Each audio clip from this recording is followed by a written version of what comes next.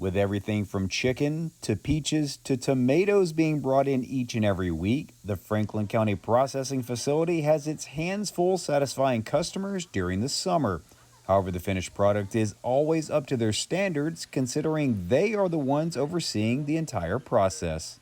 One of the basic things I think is for the community members to be able to come in and preserve their own homegrown vegetables, and they know what's in their products. Patrons bring in their raw materials, and then we educate and help them process their goods and sealing them into 401 quart cans or glass jars, quarts, or pints. This learning experience is made possible thanks to a group of dedicated ag teachers who keep this unique operation up and running despite having limited resources. The agriculture teachers, this is part of our extended year contract to run the food processing center. I think there are about 26 in the state left, and that is some facilities have an additional staff.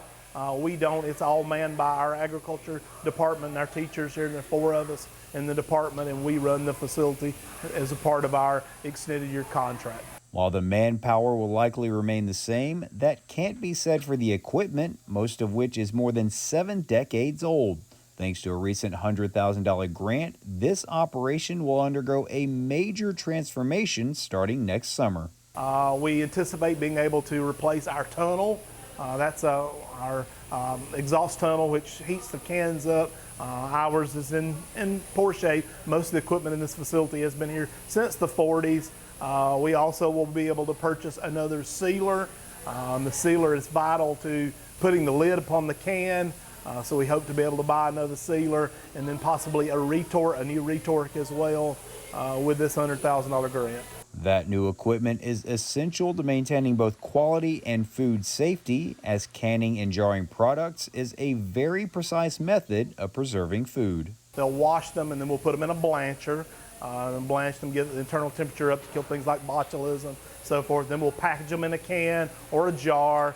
The cans will then go through an atmospheric tunnel, and the tunnel will heat up the internal temperature to 170, 180 degrees, and then we'll seal the can on the other end of the tunnel. Glass jars, we'll get a boiling hot water over top of them, we'll seal them, and then they will go into a retort, which is just basically a giant pressure cooker. Even though this is a process that can technically be done at home, having facilities like this make it easier and much less time consuming.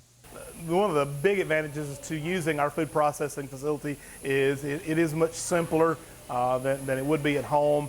Cleanup is easy. You can clean it up with a water hose, and it cuts the time down. Customer would spend all day doing a product at home that they could do in 30 minutes to an hour here at the Food Processing Center. Reporting from Franklin County, I'm Damon Jones for the Farm Monitor.